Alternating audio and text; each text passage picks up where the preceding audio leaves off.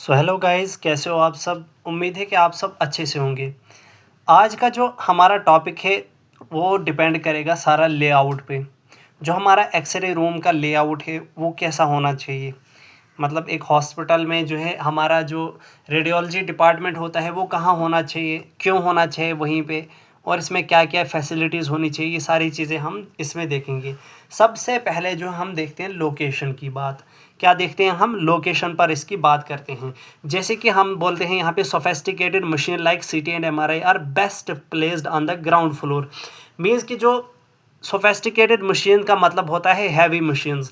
जो हमारे ये मशीन्स होती हैं हैवी मशीन, इनको ऊपर नहीं ले जा सकता, इसलिए बेस्ट रहता है कि इनको हम प्लेस करें कहाँ पे, ग्राउंड फ्लोर पे। In addition to the walk in patients, जैसे कि पेशेंट अब आएंगे, इसके अलावा हमारे पास डिपार्टमेंट में क्या क्या हमारे पास फैसिलिटी होनी चाहिए। जैसे कि एमरजेंसी पेशेंट आएगा तो उसको जल्दी जल्दी क्या होगा, उसको जल्दी हम ले सकते हैं हम कहाँ पे, रेडियोलॉजी डिपार्टमेंट में। क्योंकि कभी क्या होता है, इमरजेंसी में पेशेंट आएगा, एक्सीडेंट हो गया पेशेंट को, वो जल्दी जल्दी हम लाते हैं अपने रेडियोलॉजी डिपार्टमेंट में। लेकिन अगर यही थर्ड फ्लोर या फिफ्थ फ्लोर या सिक्स फ्लोर पे होगा तो बहुत मुश्किल होगी, क्योंकि लिफ्ट जब तक आएगी ऊपर से नीचे तो उसमें बहुत टाइम लगेगा। तो मीन्स के पेशेंट को ये जो है जल्दी मिलता है। अब यहाँ पे हमारे डिपार्टमेंट में जो है बहुत सारी चीज़ें होनी चाहिए। अब ये क्यों होना चाहिए, क्योंकि हमें ये क्यों होना चाहिए नीचे ग्राउंड फ्लोर पे, क्योंकि हमारे पास कभी कभी ज़रूरत पड़ती है किसकी, अर्जेंट स्कैनिंग की। अर्जेंट स्कैनिंग मीन्स जैसे कि एक्सीडेंट हो गया तो हम देखते हैं कहीं पे ब्लीडिंग वगैरह तो नहीं हुई, इनर ब्लीडिंग तो नहीं हुई, उस चीज़ को देखने के लिए वही क्या होती है, अर्जेंट स्कैनिंग। अब it should be located and the ground floor due to the following reason. अब ये ग्राउंड फ्लोर पे ही क्यों होना चाहिए, इसके कुछ रीज़न है। एक तो ये it should be easily accessible. एक तो ये जल्दी मिल जाता है पेशेंट्स को, क्या है, जल्दी मिल जाता है पेशेंट्स को या बाकी जो भी आए। दूसरा, ओपीडी पेशेंट्स के लिए, ओपीडी पेशेंट्स जो है उनके लिए, इम पेशेंट के लिए, इम पेशेंट हो गया जो पेशेंट क्या हो जाते हैं, एक्सीडेंट वगैरह में आ जा, मतलब एक्सीडेंट जिनका होता है उन पेशेंट्स के लिए भी ये होता है। इमरजेंसी के केस में भी ये हमें जल्दी मिल जाएगा। अब इसमें कौन कौन से इक्विपमेंट्स होने चाहिए इस डिपार्टमेंट्स में, इस लेआउट में। एक तो डिजिटल एक्सरे भी होना चाहिए। अब जहाँ पे सीआर होगा वहाँ तो सीआर कंप्यूटर रेडियोग्राफी होनी चाहिए। सीआर सिस्टम होता है कहीं पे, लेकिन आज जो हमारे पास है that is digital X-ray. Fluoroscopic unit होना चाहिए, अल्ट्रासाउंड यूनिट होना चाहिए, मल्टी स्लाइस सीटी स्कैन होना चाहिए, मेमोग्राफी हमारे पास होना चाहिए। डेक्सा, डेक्सा क्या होता है, ड्यूअल एनर्जी एक्सरे एब्जॉर्प्शोमेट्री। डेक्सा हम करते हैं बोन्स के लिए, ये भी आप याद रखेंगे। मेमोग्राफी करते हैं हम ब्रेस्ट के लिए in case of females. Male में भी करते हैं लेकिन वो एक्सेप्शन है। डीएसए, डिजिटल सब्ट्रैक्शन एंजियोग्राफी, ये हम वेसल्स के लिए करते हैं। PET scan, positron emission tomography. अब यहाँ पे क्या होता है, आगे हम देखते हैं options in shielding material by AERB. कि जो एईआरबी की गाइडलाइंस है कि जब आप ये रेडियोलॉजी डिपार्टमेंट आप बनाओगे तो वहाँ पे आप शील्डिंग मटेरियल्स का भी आपको यूज़ करना है, ताकि जो रेज़ हैं, जो एक्स रेज़ हैं, जो हार्मफुल रेज़ हैं वो बाहर ना जाएं। ठीक है, अब ये क्यों हम करते हैं, X-ray equipment must be installed in properly shielded rooms. इसका मतलब होता है जो हमारे पास एक्सरे रूम्स होने चाहिए, या सीटी है, हमारा डेक्सा है, उसको प्रॉपर शील्डिंग करनी है, उन रूम्स को प्रॉपर शील्डिंग करनी है, ताकि to ensure that public in the vicinity of X-ray installation are not unreasonably exposed. इसका मतलब होता है जो पब्लिक, जो बाहर से पब्लिक चल रही होगी उसके बाहर से, उनको जो है बिला वजह जो है रेडिएशंस नहीं लगनी चाहिए, रेडिएशन डोज नहीं लगना चाहिए।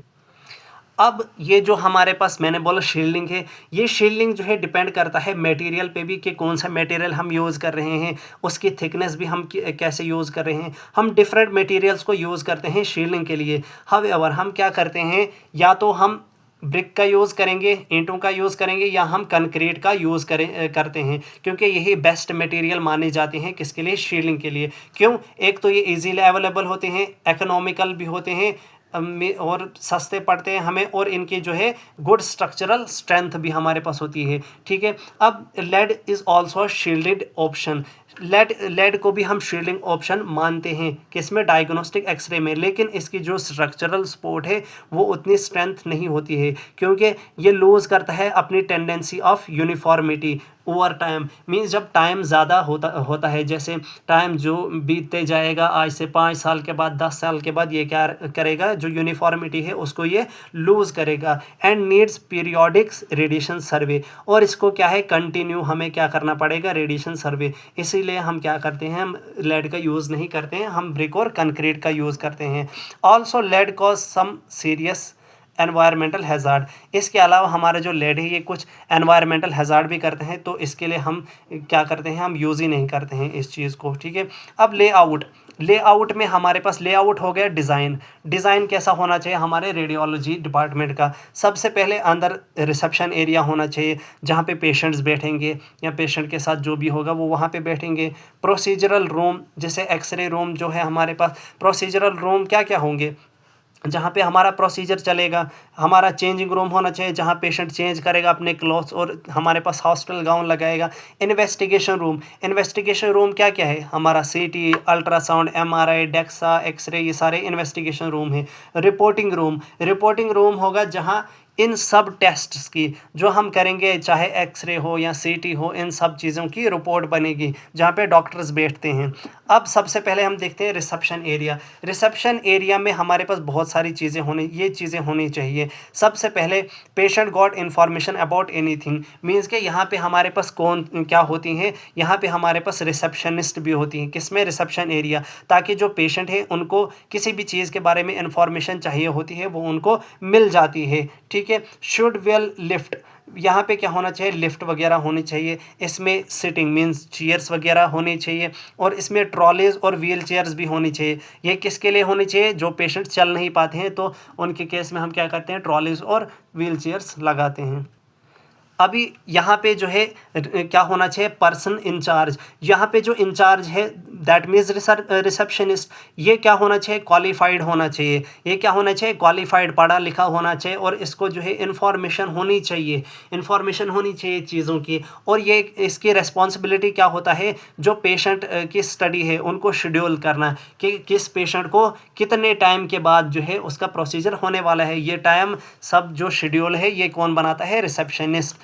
अब प्रोसीजर और चेंजिंग रूम में क्या होता है, nearly every radiological procedure need some time of preparation. अब कोई भी प्रोसीजर हमें करना हो रेडियोलॉजी के अंदर, तो हमें हर वक्त क्या है, कुछ ना कुछ प्रिपरेशन की ज़रूरत होती है, चाहे हमारे पास उसके कपड़े चेंज करवाने हो या बाकी चीज़ें। तो हम क्या करवाते हैं, पेशेंट के जैसे इसमें रिमूव करवाते हैं मेटेलिक ज्वेलरी, एक्सरे के लिए क्लोथ्स और वियर करते हैं हम हॉस्पिटल गाउन, तो पेशेंट के लिए क्या होना चाहिए, यहाँ पे चेंजिंग रूम होना चाहिए। Screening for any metallic item inside patients body for MRI, जैसे एमआरआई के केस में हमारे पास मेटेलिक थिंग नहीं होनी चाहिए, तो उस चीज़ को अभी हम कहाँ देखते हैं, प्री प्रोसीजर से पहले, प्री प्रोसीजर इसको बोलते हैं, और चेंजिंग रूम, प्री प्रोसीजर हो गया प्रोसीजर से पहले, तो वो कहाँ है, चेंजिंग रूम में उसकी क्या करवाएंगे, हम प्रेपरेशन करवाएंगे। इन्वेस्टिगेशन रूम में मैंने बोला जहाँ पे आपका जो है एक्चुअल जो है स्टडी होगी, जैसे हमारा एक्सरे हो गया, फ्लोरोस्कोपिक हो गया, सोनोग्राफिक बोलते हैं